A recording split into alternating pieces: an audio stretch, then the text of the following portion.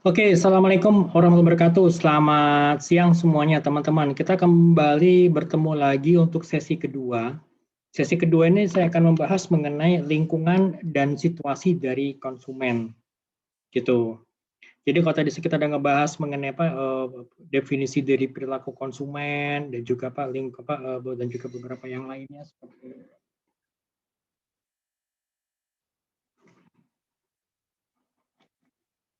konsep dasar perilaku konsumen, kemudian juga definisi perilaku konsumen, dan juga jenis-jenis perilaku konsumennya, kemudian bagaimana konsumen bisa mengenali, bagaimana konsumen bisa mengambil keputusan pembelian, bagaimana kita bisa mengenali perilaku konsumen. Itu kita sudah bahas tadi di sesi pertama. Nah, di sesi kedua, kita akan ngebahas mengenai definisi dari lingkungan konsumen, jenis-jenis lingkungan konsumennya, kita ada lingkungan sosial makro, yang lingkungan fisik, itu kayaknya hal-hal yang mempengaruhi lingkungan konsumen, di antara misalnya budaya, kemudian juga definisi dari situasi konsumen, karakteristik dari situasi konsumen, jenis-jenis dari situasi konsumen seperti apa, nanti kita akan ngebahas lebih detail lagi, gitu ya. Oke, sekarang saya share screen dulu. Here we go.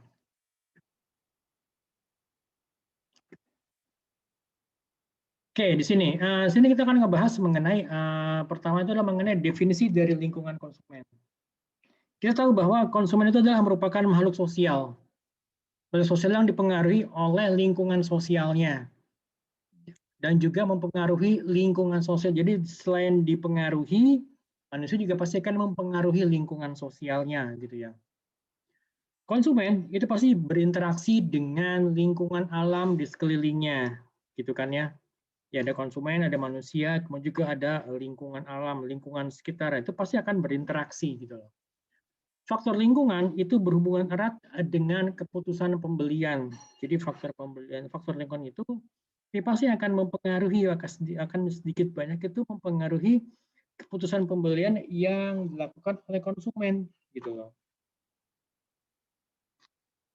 Jadi lingkungan adalah merupakan semua karakteristik fisik dan juga sosial dari dunia eksternalnya konsumen, termasuk di dalam itu ada objek fisik, ada hubungan ruangan gitu ya.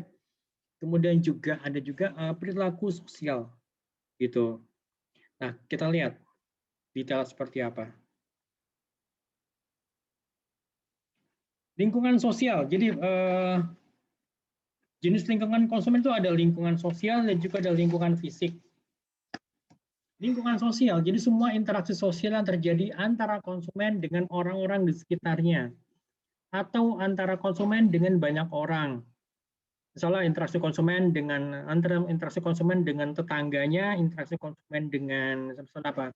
Banyak orang misalnya di pasar atau mungkin di kantor atau mungkin di tempat peribadatan, itu merupakan lingkungan sosial daripada konsumen gitu loh. Lingkungan sosial juga dapat diartikan sebagai orang-orang yang berada di sekeliling konsumen dan juga termasuk perilaku dari orang-orang tersebut gitu loh. Nah, jadi lingkungan sosial itu, jadi juga selain lingkungan sosialnya juga pasti mempengaruhi perilaku konsumen juga pasti terpengaruhi oleh lingkungan sosial dan juga orang-orang yang ada di sekitarnya gitu loh. Oke, lalu yang kedua, lingkungan fisik. Kalau tadi ada bicara mengenai lingkungan sosial, sekarang kita bicara mengenai lingkungan fisiknya. Lingkungan fisik adalah segala sesuatu yang berbentuk fisik di sekeliling konsumen. Lalu yang kedua, lingkungan fisik ini bisa menempati ruang ataupun tidak menempati ruang gitu loh. Kita akan lihat detail. Lingkungan sosial itu ada lingkungan mikro dan juga lingkungan makro. Lingkungan fisik dia menempati ruang, tadi spatial elements atau non-spatial elements gitu loh. Oke, sekarang kita lihat lingkungan mikro. Lingkungan sosial mikro, lingkungan mikro adalah lingkungan yang sangat dekat dengan konsumen. Makanya disebut dengan mikro, jadi dekat dengan konsumen. Berinteraksi dengan konsumen. Lingkungan mikro itu akan mempengaruhi perilaku, sikap, dan juga kognitif konsumen secara langsung gitu ya. Jadi misalnya ayah, ibu, adik, kakak, dan juga anggota keluarga lain yang tinggal bersama dengan konsumen adalah merupakan lingkungan sosial. Ya pasti mereka akan mempengaruhi sikap dan juga perilaku konsumen secara langsung gitu kan ya. ya kan, jadi misalnya pasti akan terjadi perbedaan misalnya antara mungkin konsumen yang tinggal bersama dengan keluarga, iya kan, lingkungannya misalnya dekat, jadi hubungan antara anggota keluarga dekat, atau mungkin misalnya konsumen yang terpisah dengan keluarganya gitu loh. Pasti akan banyak dipengaruhi oleh lingkungan tempat dia tinggal, misalnya di rumah pamannya, misalnya di rumah saudaranya yang lain gitu kan ya. Itu pasti akan berpengaruh gitu loh.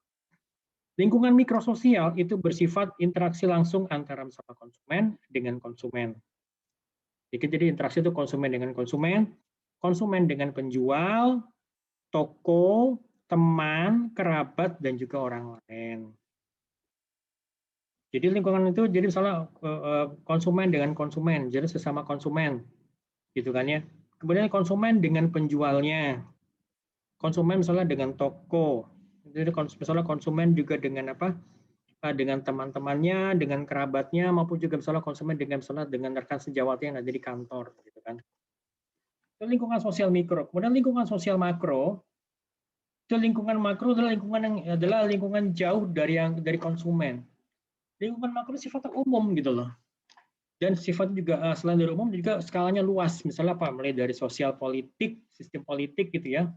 Sosial politik maka sebut atau politik, kemudian juga kondisi perekonomian, kemudian juga budaya. Sebenarnya juga ada istilah lagi itu disebut dengan apa? Pertahanan dan keamanan. Jadi sebenarnya sesuai dengan apa? Ipolexos Ankamnas gitu loh. Ideologi, politik, ekonomi, sosial, budaya, pertahanan, dan keamanan gitu loh. Nanti saya sedikit banyak saya coba jelaskan kenapa pertahanan dan keamanan itu juga sebenarnya juga masuk kepada lingkungan sosial makro gitu loh. Jadi itu sebenarnya kalau apa namanya Hankam itu nggak hanya sekedar misalnya kalau yang lagi viral sekarang tuh misalnya Pak Prabowo lagi mau beli pesawat gitu, pesawat tempur, misalnya pesawat tempur dari Prancis yang Pak Rafale, atau mungkin pesawat tempur dari Amerika F-15EX gitu. Tapi tidak hanya sekedar itu, tapi juga kalau kita bicara mengenai bicara pertahanan dan keamanan, kita juga bicara mengenai ya anggota satuan terkecil dari kelompok masyarakat, yaitu misalnya ya keluarga gitu kan. Kemudian juga kita bisa bicara dengan pasca setelahnya adanya pandemi COVID-19 ini, apakah juga akan berpengaruh terhadap kondisi pertahanan dan keamanan gitu loh. Oke, itu oke. Kita bahas misalnya untuk kayak misalnya politik.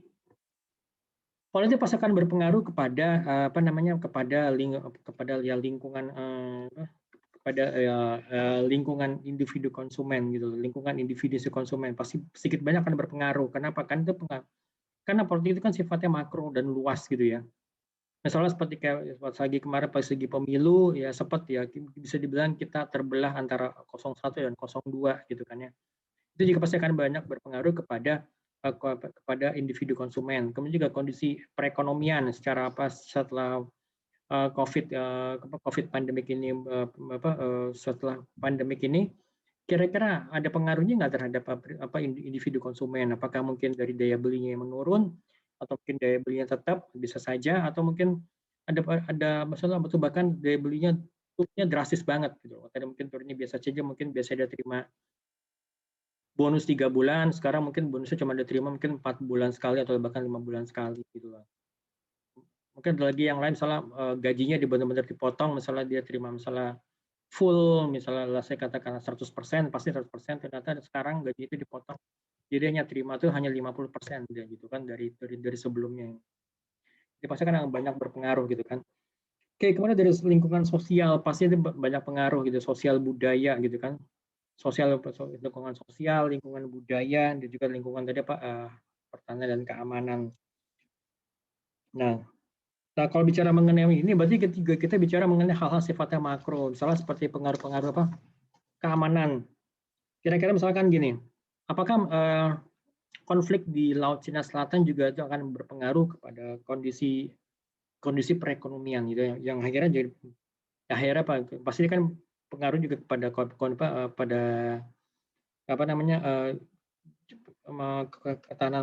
pertahanan dan keamanan bangsa kita, ya kan gitu juga. Demikian juga pasti akan berpengaruh kepada kondisi perpolitikan dan perekonomian di Indonesia gitu loh. Nah, itu kira-kira ada nggak sih pengaruh terhadap si individunya konsumen gitu? Ini paling gampang sih sebenarnya kalau ngeliat misalnya nilai mata uang rupiah itu yang turun terhadap dolar Amerika merupakan kondisi perekonomian nasional, misalkan gitu kan. Atau mungkin juga misalnya harga minyak bumi naik gitu kan, harga minyak bumi naik, misalnya sekarang kan masih rendah, masih cukup terjangkau. Jadi pernah mengalami juga misalnya pada saat kondisi di mana harga minyak bumi naik itu misalnya sekitar $100 per barrel, apakah itu juga nantinya kedepannya akan berpengaruh kepada ya kondisi perekonomian nasional ya pasti kalau misalnya ya harga minyak bumi naik ya pasti ya harga BBM juga akan naik gitu kan, harga BBM naik ya berarti apa, ongkos biaya transportasi juga akan naik gitu kan, biaya transportasi naik ya semua sih ya harga-harga barang juga akan merangkak naik gitu loh. Itu kan misalnya seperti ini kan pertukaran nilai dolar terhadap rupiah, misalnya rupiahnya melemah gitu kan, dolar menguat terus gitu ya. Ya pasti ini penurunan nilai tukar mata uang rupiah terhadap dolar ini yang semakin melemah ya pasti akan mempengaruhi kepada daya beli masyarakat gitu kan. Oke, lalu lingkungan fisik.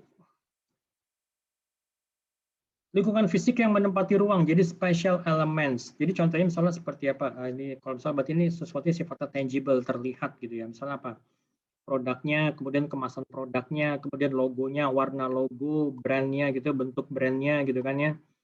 Kemudian juga penampilan dari tokonya gitu kan ya. Kemudian juga pusat perbelanjaannya soalnya seperti mall atau plaza itu kan bagaimana suasananya, ambience-nya di mallnya, bagaimana suasana di plazanya, bagaimana kita bisa masuk ke tokonya, ke restorannya gitu kan, apakah kita masih tetap merasa nyaman, itu pasti akan berpengaruh gitu loh. Kemudian juga mengenai negara, perbatasan antar negara dan juga letak geografis. Ini letak geografis, misalnya kalau kalian pernah mendengar di terusan Suez itu yang ada kapal yang nyangsang itu yang nyangsang di tengah terusan Suez itu ya pasti kan itu berpengaruh terhadap distribusi pengiriman barang antar negara kan dari satu benua ke benua yang lain gitu loh. Itu pasti akan berpengaruh gitu kan. Nah, ini kita bicara mengenai letak geografis gitu loh. Kira-kira di sini yang paling dirugikan siapa gitu kan? Yang paling dirugikan kita lihat terusan Suez itu ada di mana kan? Kita lihat kira-kira yang paling dirugikan itu siapa gitu loh. Ya pasti kan negara pastinya yang sangat dirugikan itu adalah yang para pengguna terusan Suez itu kan kapal-kapal yang seharusnya mereka bisa lewat ya tapi karena mereka ada di belakang kapal Evergreen ini mereka nggak bisa lewat kan karena apa? Karena jalannya itu lalu lintasnya terhalang oleh kapal Evergreen ini gitu loh. Itu pasti akan menimbulkan kerugian yang cukup besar ya. Nah itu, oke itu mengenai spatial elements. Kemudian lingkungan fisik yang tidak menempati ruang. Misalnya apa? Misalnya seperti kayak waktu, kemudian juga cuaca, kelembapan, tingkat kebisingan gitu kan. Ya kan mengenai waktu. Jadi kan misalnya waktu ini pasti berpengaruh kepada lingkungan. Pada lingkungan konsumen bagaimana konsumen bisa memanfaatkan waktu-waktu tertentu supaya mereka bisa mendapatkan keuntungan misalnya kayak weekend sale atau yang lain seperti itu gitu. Kemudian juga cuaca itu lebih kepada bagaimana misalkan kayak gini apakah cuaca misalnya berhujan terus menerus itu kan pasti akan mempengaruhi kepada lingkungan konsumen gitu. Ya akhirnya menimbulkan banjir atau mungkin lalu lintas terputus gitu karena banjir gitu kan. Demikian juga misalnya tingkat kebisingan. Karena kalau misalkan kalian masuk ke tempat perbelanjaan atau ke lokasi salah mall atau plaza yang sudah mungkin pada saat menjelang bulan puasa menjelang Lebaran gitu ya, orang udah dapat THR semuanya. Kira-kira bagaimana sih crowdednya itu, crowdnya itu seberapa penuhnya gitu kan, seberapa bisingnya gitu kan lokasi perbelanjaan gitu kan. Itu seperti itu gitu loh. Oke, kemudian juga pengaruh lingkungan konsumen itu lebih ada juga yang mulai dari budaya, subbudaya, dan juga kelas sosial, gitu kan. Kemudian juga ada organisasi, kelompok acuan, keluarga, media, dan juga konsumen. Ini pasti pengaruhnya kepada konsumen individu, gitu.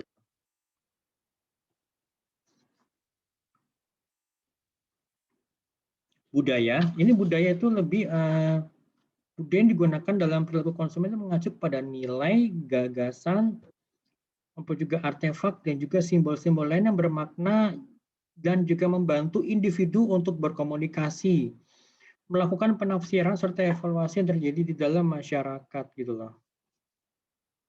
Oke, nah pemasaran ini dipandang sebagai saluran di mana terjadinya transfer makna budaya kepada konsumen. Gitu. Lalu yang kedua adalah kelas sosial. Kelas sosial merupakan pembagian di dalam masyarakat. Kelas sosial menjadi kayak pembagian di dalam masyarakat berdasarkan kepada kelas sosial yang ada misalnya dari nilai-nilainya, minat dan juga perilaku yang sama gitu loh. Jadi konsumen ini dibedakan dari apa namanya dari perbedaan sosial ekonomi yang yaitu berdasarkan pada tingkat yang paling rendah sampai tingkat yang paling tinggi gitu loh. Nah, status sosial konsumen ini didasarkan pada produk yang dikonsumsi. Jadi misalkan gini, semakin tinggi kelas sosial seseorang itu ya pasti ya mereka akan mencari produk yang lebih kepada arahnya kepada lifestyle, gaya hidup gitu kan. Gitu kan misalnya kayak dia mencari tas yang harganya mungkin seharga mobil bekas gitu mungkin 50 juta ya buat dia oke itu tidak ada masalah gitu lah. Ya kan atau mungkin bahkan juga atau mungkin ada orang lain yang dia mencari apa uang 50 juta ini digunakan misalnya untuk DP rumah gitu kan. Ya, itu berarti kan berbeda itu terjadi perbedaannya walaupun jumlah uangnya sama tetapi penggunaannya berbeda gitu loh.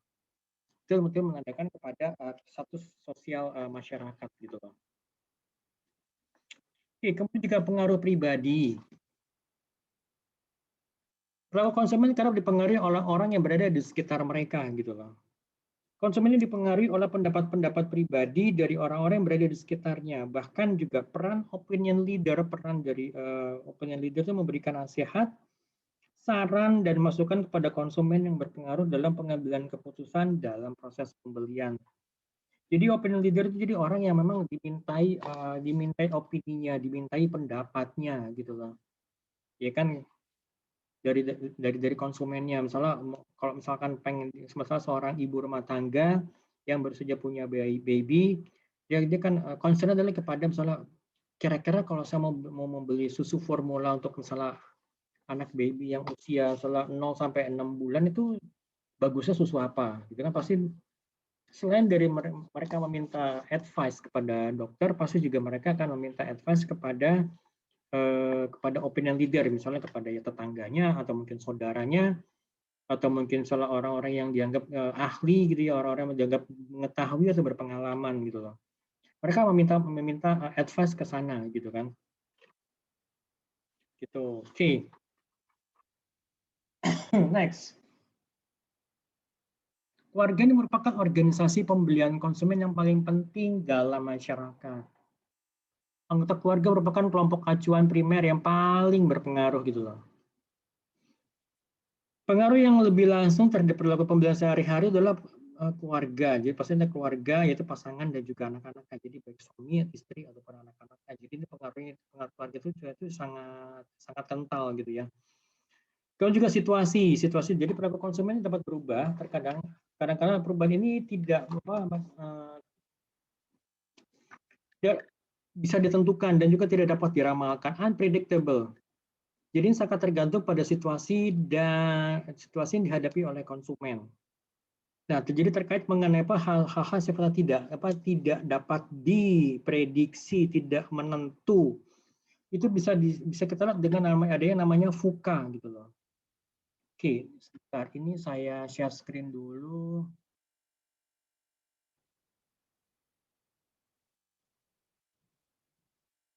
Apa itu VUCA? Jadi VUCA itu adalah merupakan istilah yang diperkenalkan istilah yang diambil dari tentang Angkatan Darat Amerika Serikat yang sebenarnya itu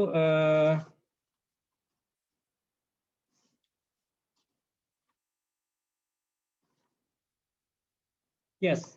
Jadi sebentar.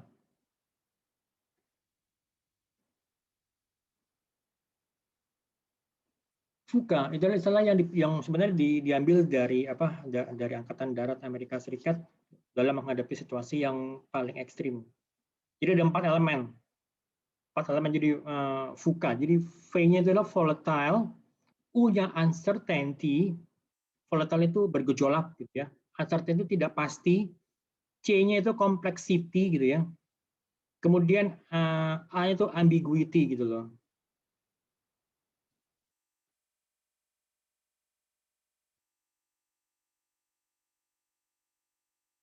Oke, kita lihat saya coba ambil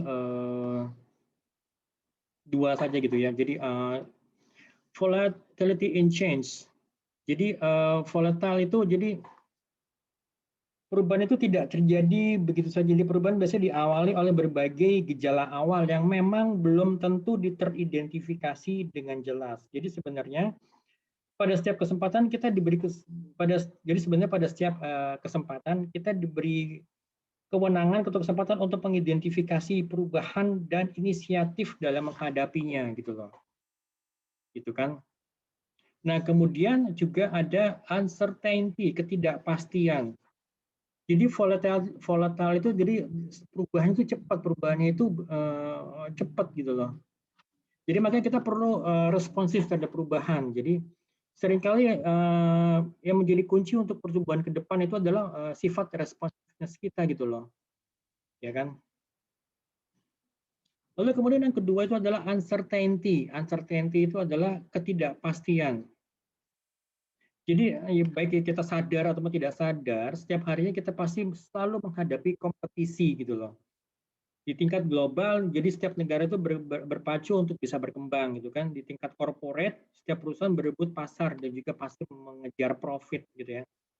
Di tingkat individu kita bersaing di dunia kerja, dunia sosial dan di lingkungan terdekat kita gitu loh.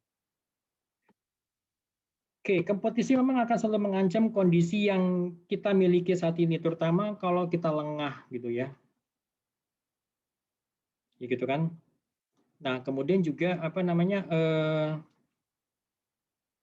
sebaliknya, kalau hanya dengan kompetisi kita justru bisa terpacu untuk bisa berkembang dengan lebih baik lagi. Nah, karena itu kompetisi memang dapat memberikan dampak yang buruk sekaligus juga dampak yang baik bagi kita semua gitu loh. Karena apa? Karena kompetisi juga itu selalu menghadapi berbagai ketidakpastian. Oke, nah kemudian lalu yang itu kan uncertainty. Tadi kata ada complexity, kemudian juga ada lagi ambiguity. Ambiguity itu adalah ambigu, bingung gitu loh. Ya kan? Jadi walaupun perusahaan itu sukses di masa yang lalu, jadi dominasi masa kini dengan kekuatannya itu, kekuatan dinamika perubahan pasti bisa membutakan perusahaan terhadap tantangan masa depan gitu loh. Ya seringkali kita merasa bingung dalam menentukan arah menghadapi masa depan, atau bahkan lebih parah lagi ya kita cuek acuh nggak acuh gitu terhadap semua potensi perubahan besar di masa yang akan datang gitu loh. Perubahannya semakin lama, semakin cepat, menuntut kita untuk bisa terus-menerus beradaptasi pada setiap perubahan yang relevan gitu loh.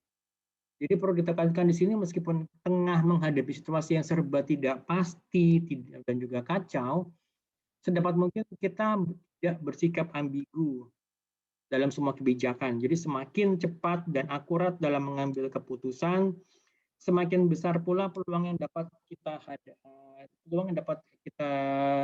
raih gitu ya dalam melakukan koreksi apabila terdapat kesalahan-kesalahan gitu ya. Oke.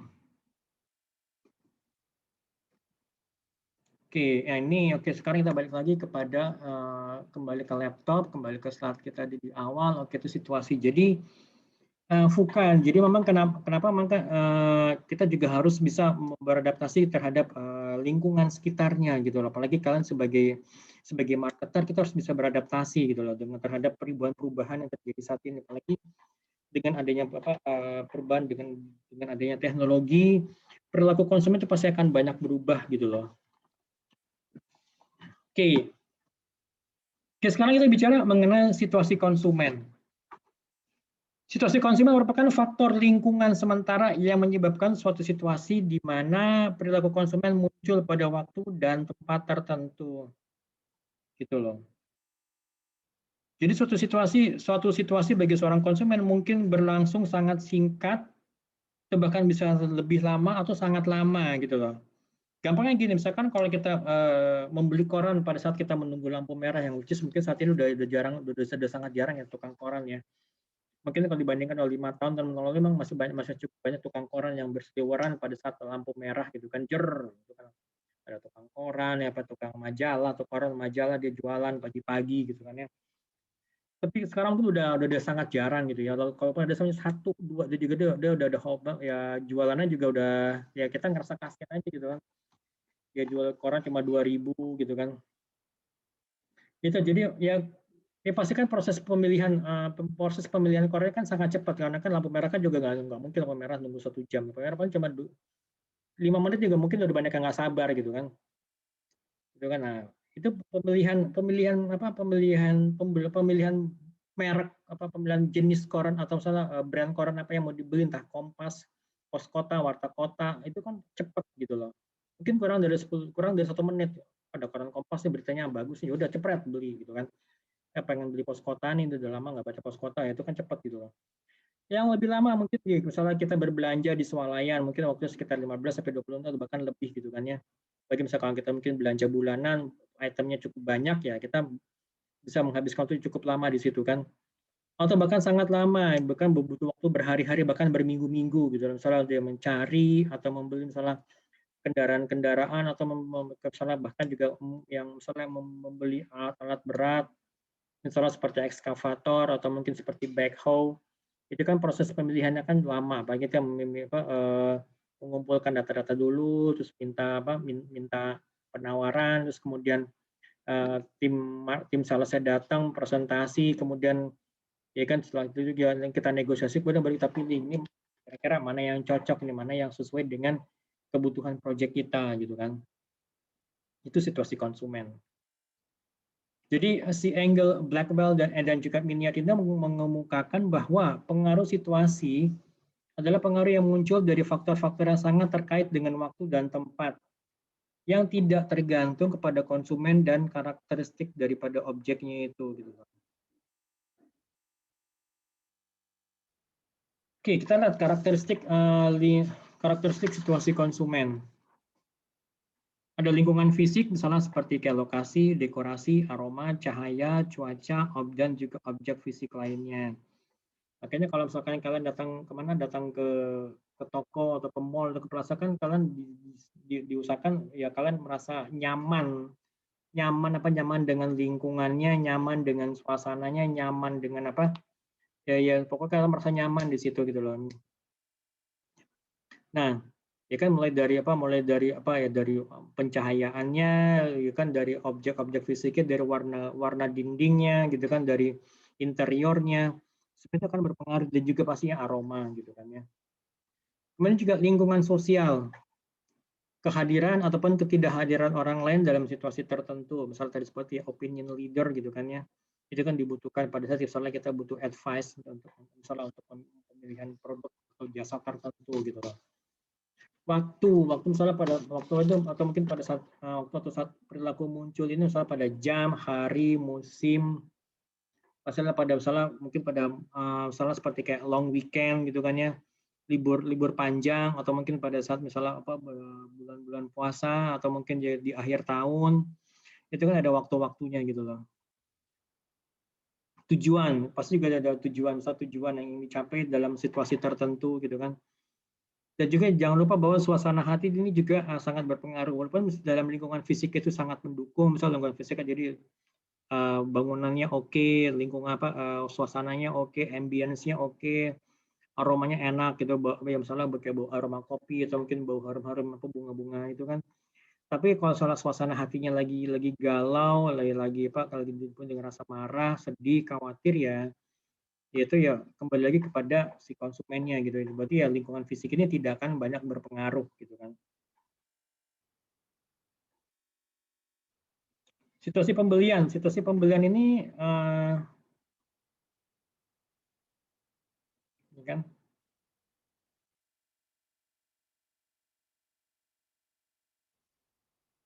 Oke, kita situasi konsumen. Sebenarnya ada situasi komunikasi, situasi pembelian, dan juga situasi pemakaian. Oke, sekarang kita coba bedah satu persatu. Situasi komunikasi. Jadi suasana atau lingkungan di mana konsumen itu misalnya mendapatkan informasi atau melakukan komunikasi.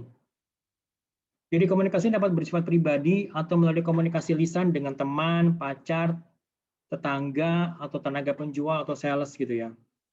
Komunikasi non pribadi itu secara seperti misalnya media elektronik dan juga media cetak yang sering diakses atau yang sering dibaca oleh konsumen.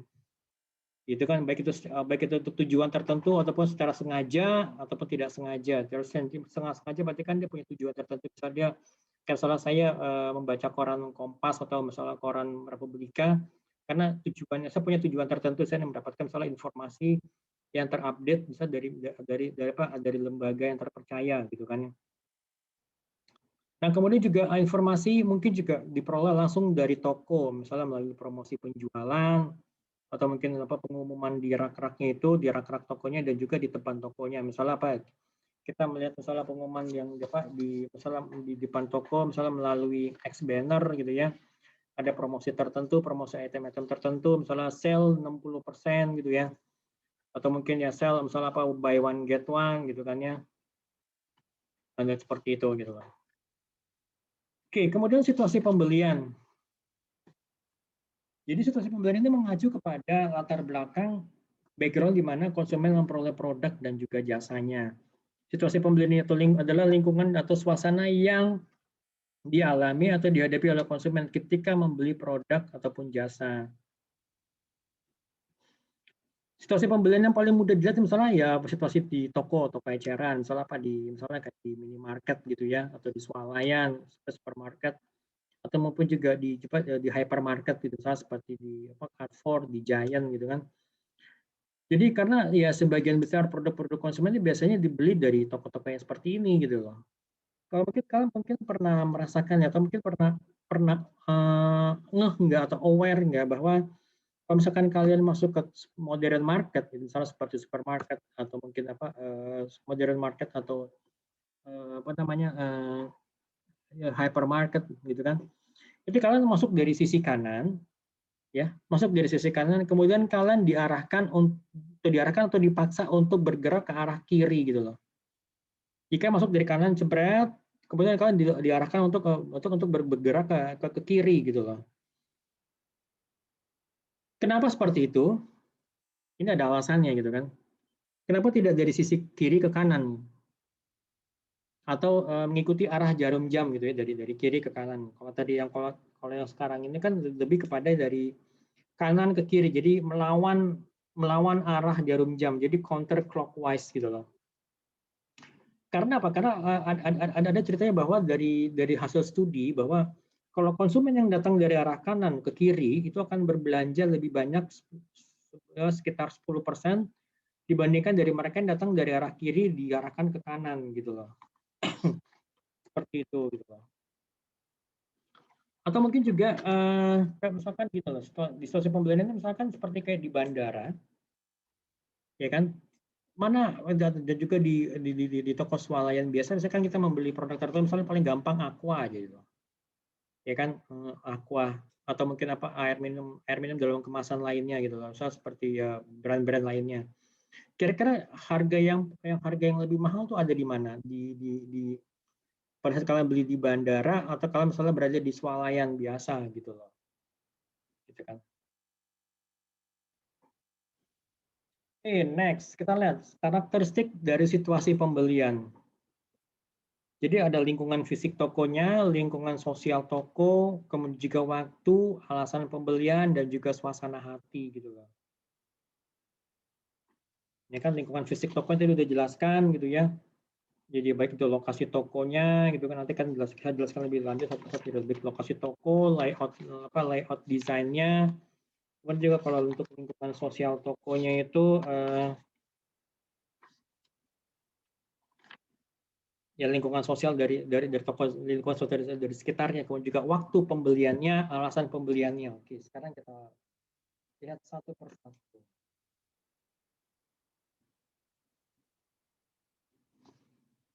Lingkungan fisik toko. Jadi pertama adalah lingkungan informasinya. Lingkungan informasi dari sebuah toko itu menggambarkan jadi semua data atau informasi produk yang tersedia bagi konsumen. Informasi produk itu sangat penting karena dibutuhkan oleh konsumen dalam hal pengambilan keputusan. Keputusan pembelian gitu kan. Jadi hal-hal yang perlu diperhatikan adalah mengenai ketersediaan informasi. Ketersediaan informasi itu harus apa ya harus jelas gitu loh.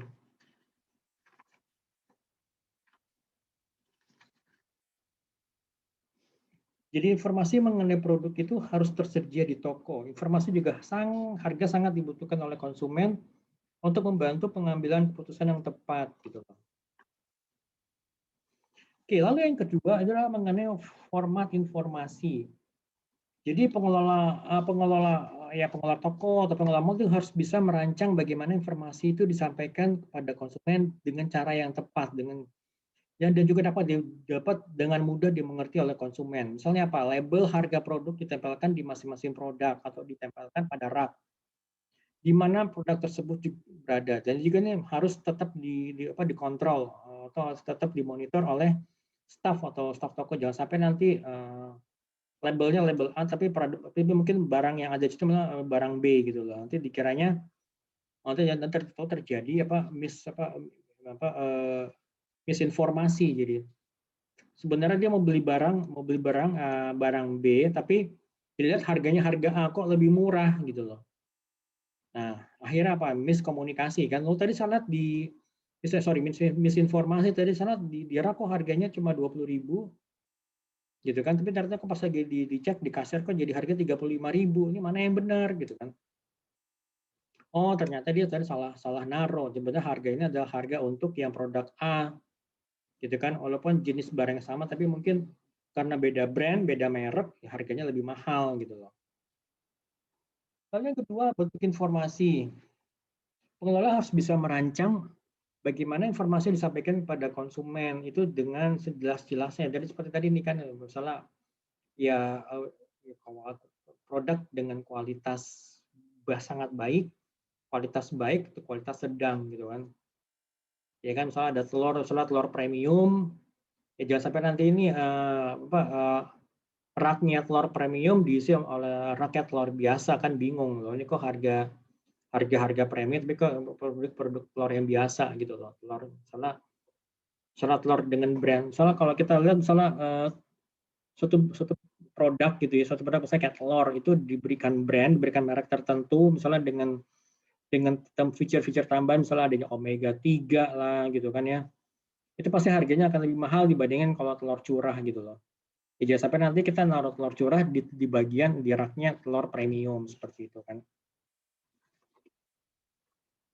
Kemudian juga untuk lingkungan toko, yang perlu diperhatikan adalah lokasi toko. Lokasi ini harus strategis gitu kan, harus mudah dicapai oleh konsumen gitu loh. Ya kan, kenapa misalkan kalau kalian lihat misalnya kalau harga properti baik rumah ataupun ruko yang ada di pinggir jalan, apalagi jalan itu dua arah dilalui, dia pasti harga itu tinggi gitu. Karena karena dilihat dari nilai strategisnya itu gitu loh. Jadi mudah dijangkau oleh konsumen gitu, gampang dicarinya, gampang kelihatan kalau misalnya memasang logo di situ gitu kan. Lalu yang kedua, layout-nya. Jadi saya tata letak produknya, layout saat misalnya konsumen masuk gitu ya. Kemudian juga tata letak produknya, lokasi kasirnya, bagaimana konsumen dengan mudah bisa lalu lalang dalam toko, ya kan. Jadi kemudian juga tampilan dari produk-produk di tokonya itu harus bisa terlihat dengan jelas gitu loh. Gitu. Oke, next musik. Yang musik juga itu merupakan ya kalau misalkan kalian datang ke toko tertentu gitu ya, pastikan juga diperdengarkan musik. Tujuannya apa? Supaya konsumen itu merasa lebih nyaman di situ gitu loh. Konsumen merasa lebih nyaman, kemudian juga apa namanya ya merasa betah, bahkan juga mendorong ada juga beberapa jenis musik yang ternyata bisa mendorong konsumen untuk bisa berbelanja, bahkan berbelanja lebih banyak gitu loh. Kemudian juga warna dari tokonya itu. Warna juga merupakan unsur yang penting dari sebuah interior toko gitu ya. Warna cerah itu akan lebih mengundang, menarik pengunjung untuk datang ke toko gitu loh. Oke, kemudian produk-produk yang tersedia di tempat penjualan. Jadi produk-produk yang dipajang di rak itu bisa berfungsi sebagai rangsangan yang menarik bagi konsumen untuk melihat dan membeli produknya gitu loh. Mungkin walaupun tidak semuanya dipajang di rak, tapi paling tidak ada beberapa satu atau dua item yang dipajang, mungkin nanti sisanya ada di rak atau ada di gudang gitu kan, yang gudang di gudang yang terpisah. Nah kemudian yang dipajang itu adalah yang maksudnya ya supaya menarik konsumen. Contoh misalkan kalau kalian beli sepatu gitu kan, beli sepatu kan nggak semua produk sepatunya dipajang di rak gitu kan, tapi mungkin ada cuma satu item atau dua item yang dipajang. Misalnya kalau mencoba sepatu, misalnya sepatu Nike, ternyata kok ini nomornya kecil, saya butuh nomornya cuma nomor 40, saya butuh nomor misalnya 43. Ada kan dicarikan oleh staf tokonya, oke ini nomor 43 ini. Nah itu seperti itu kan, jadi layoutnya, jadi lebih kepada layoutnya gitu loh. Demikian juga misalnya untuk crowdnya itu ya, jadi terkadang juga ada hari-hari di mana memang pada saat memang sebelum pandemik ya, ada hari-hari di mana emang ya mall atau plaza atau bahkan toko itu terlihat crowded banget ya, apalagi misalnya 2 tahun yang lalu ya, misalnya pada saat sebelum menjelang Lebaran gitu ya, menjelang Lebaran orang udah pada megang duit, ya pasti mereka akan yang akan mendorong mereka untuk datang misalnya ke toko atau ke mall untuk berbelanja gitu kan, misalnya berbelanja ya baju baru gitu kan, atau mungkin ya baju tanah baru, pokoknya ya pakaian-pakaian baru gitu kan. Kemudian juga untuk situasi pembelian lingkungan sosial toko. Jadi lingkungan sosial toko adalah interaksi konsumen dengan konsumen lainnya dan interaksi konsumen dengan pramuniaga dan juga tenaga penjual. Jadi para staf toko, jadi ya salesnya dan juga tenaga penjual yang berada di dalam toko mempunyai peranan penting dalam mempengaruhi konsumen.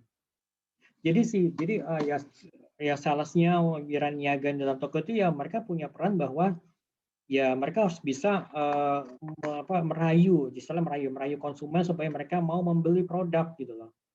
Jadi nggak hanya sekedar duduk ya diem gitu ya, pada saat konsumen datang dia diem aja, hanya sekedar melayani sekedarnya saja, tapi itu nggak seperti itu. Tapi sebenarnya tugas mereka adalah ya mereka bisa meyakinkan konsumen bahwa ini cocok nih, bagus loh ini kalau misalnya digunakan, kalau untuk dipakai gitu kan. Ya karena mereka juga sebenarnya ditarget gitu kan. Situasi pembelian waktu. Jadi waktu adalah merupakan faktor situasi penting lainnya yang mempengaruhi pembelian di toko. Ya kan misalnya apa? Kayak misalnya pembelian kurma di kayak misalnya sekarang ini kan sudah mulai banyak nih kurma yang ada di mana, di Indomaret atau di Alfamart gitu kan.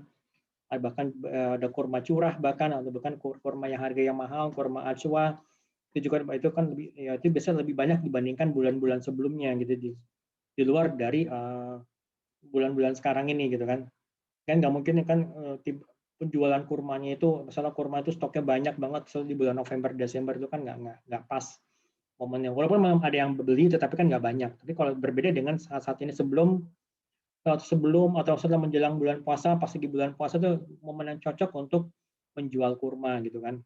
Kemudian juga misalnya misalnya kayak sarung atau mungkin sejadah atau mungkin pakaian baju koko itu yang udah cocok itu dijual misalnya menjelang bulan puasa, misalnya untuk keperluan sholat tarawih gitu kan. Nanti yang perlu diketahui oleh oleh pihak toko gitu loh, baik dari manajernya ataupun dari timnya gitu kan. Jadi mungkin juga misalnya masalah buku tulis ini kan pasti ramainya itu pada saat sebelum tahun ajaran baru gitu kan ya. Gitu. Jadi sebenarnya waktu merupakan sifatnya variabel situasi gitu loh. Jadi berapa banyak waktu yang dimiliki oleh konsumen untuk berbelanja akan mempengaruhi cara berbelanja mereka. Waktu itu sebagai sebuah produk gitu kan. Nah, waktu ini bisa dianggap sebagai sebuah produk, banyak produk dikembangkan untuk menghemat waktu konsumen, sehingga penghematan waktu ini dikomunikasikan sebagai atribut penting dari produk tersebut gitu loh.